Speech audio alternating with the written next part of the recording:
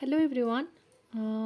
जैसा कि मैंने कल कहा था कि ये इंग्लिश जो है सारे एस्पिरेंट्स के लिए बहुत इम्पोर्टेंट है। तो कैन और कुड के बारे में हमने पढ़ा था, उसके एग्जाम्पल भी हमने देखा था। तो आज हम करेंगे मे, माइट और मस्ट। ठीक है, तो मे, माइट और मस्ट को अगर देखते हैं तो मे, माइट, मे का मतलब क्या है? मे मतलब कोई काम हो सकता है।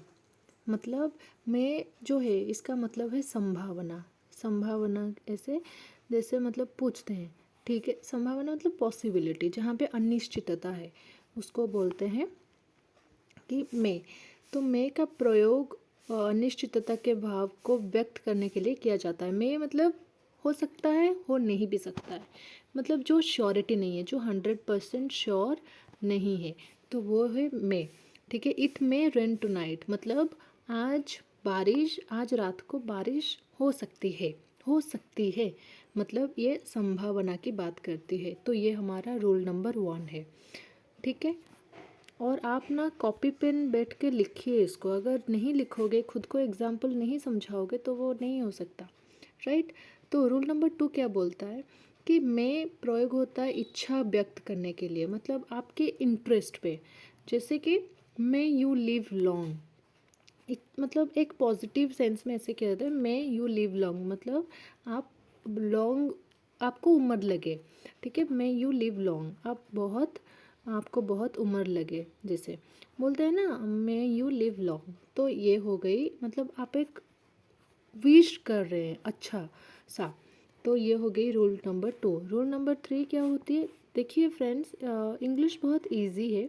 अगर आप उसको समझ रहे हैं, डे टू डे लाइफ में उसको थोड़ा सा रिलेट कर रहे हैं, तो ये हो जाएगा।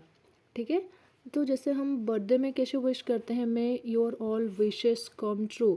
मे all your wishes come true मतलब आपकी सारी इच्छाएं जो है वो पूरी हो जाए। तो मैं इस वे में हम यूज़ करते हैं रूल नंबर 2।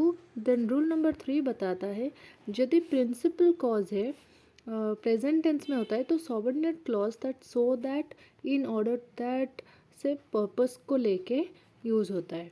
जैसे कि वी ईट, यहाँ पे क्या होगा, एक दो दो क्लॉज की बात कर रही है, दोनों चीज़ों की बात कर रही है। वी ईट, वी ईट मतलब हम खाते हैं, हम हर रोज़ खाते हैं, तो मतलब रोज़ हो गया सिंपल प्रेजेंट। तो वी ईट सो दैट मतलब we eat so that we may live, हम इसलिए हम खाते हैं ताकि हम जिंदा रह पाए। वी ईट सो दैट, ताकि हम जिंदा रह पाए। तो ये है प्रेजेंट टेंस में। वी ईट प्रेजेंट टेंस में हो गया, और इसका एक पर्पस रहता है। क्यों, क्या मतलब हम जिंदा रहने के लिए आज क्या कर रहे हैं, खाना खाना पड़ेगा हमें, अगर हम जिंदा रहना चाहते हैं। So we eat in so that we may live.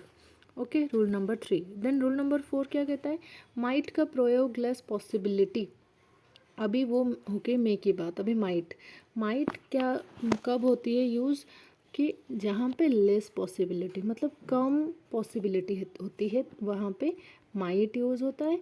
और जहाँ पे ज़्यादा पॉसिबिलिटी होता है, मोर यूज़ होता है। जहाँ पे कम मतलब लेस, जहाँ पे यूज़ होता है वहाँ पे माइट का पॉसिबिलिटी होता है, मतलब कम पॉसिबिलिटी। और जहाँ पे में होता है वहाँ पे ज़्यादा पॉसिबिलिटी होता है, मोर।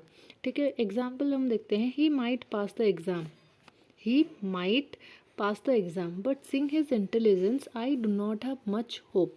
मतलब कि वो बोल रहा है he might pass the exam, वो शायद एग्ज़ाम पास कर सकता है, मतलब ऐसा श्योरिटी नहीं है, वेरी लेस, बहुत कम चांस है कि वो एग्ज़ाम पास कर सकता है। क्योंकि बट बोल रहा है, बट सिंग हिज इंटेलिजेंस, उसकी ज्ञान को देखते हुए, I do not have much hope, मेरे पास कोई आशा इतना नहीं है। क्योंकि मतलब जिसका इंटेलिजेंस उतनी अच्छी नहीं है, तो उसके लिए क्या होगा, वो एग्ज़ाम पास नहीं कर सकता है।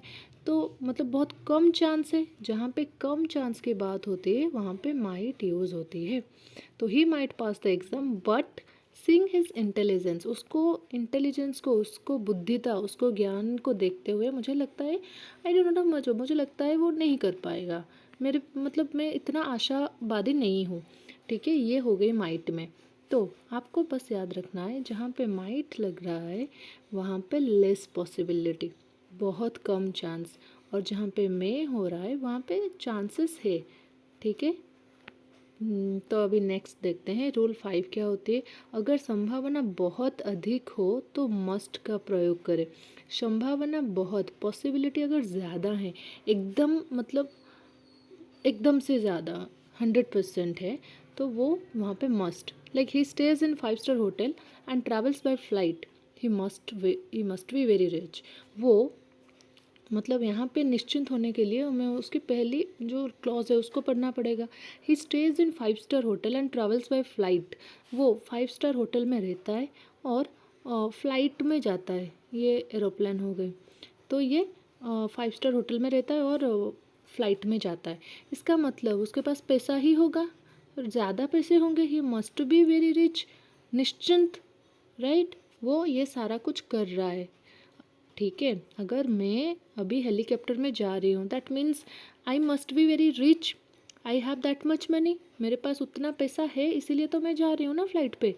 तो इसीलिए ये ऐसा कह रहा है, अगर संभावना बहुत अधिक हो, मतलब मस्ट, मतलब एकदम से हाँ, मतलब हाँ।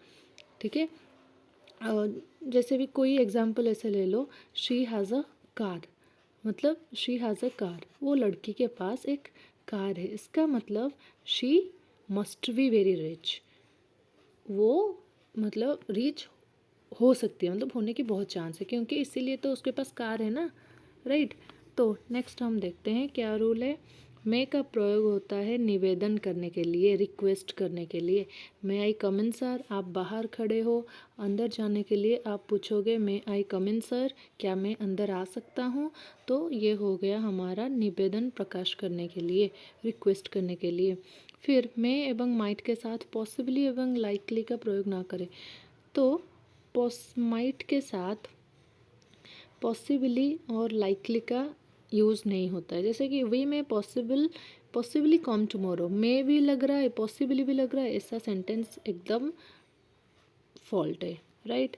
अगर लगेगा तो होगा मे लगेगा, अदरवाइज पॉसिबल लगेगा। We will possibly come tomorrow, मतलब चांसेस है कि हम कल आ सकते हैं।